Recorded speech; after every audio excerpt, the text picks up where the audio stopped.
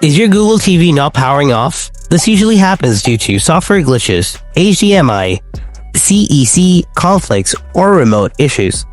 In this guide, I'll show you how to fix it. So let's begin. Solution 1. Force power off.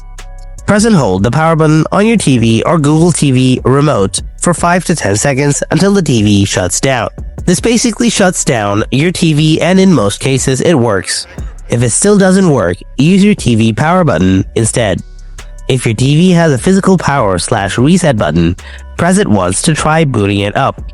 Usually that button is either on the top of your TV or on the bottom part of your TV.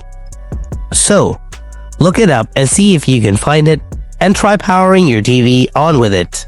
If this method works, the problem was likely with your remote. Solution 2. Restart Google TV. Unplug your TV.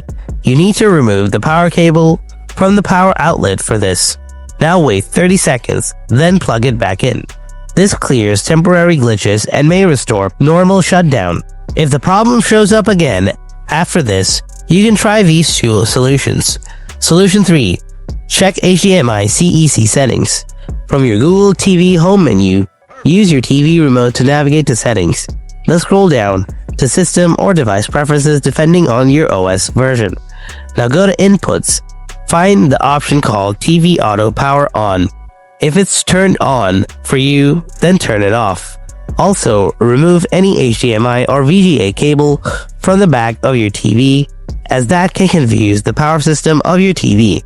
Now check your issue. Solution 4. Update software. Go back to settings. Open system or device preferences like before. This time, go to About. Now open System Update.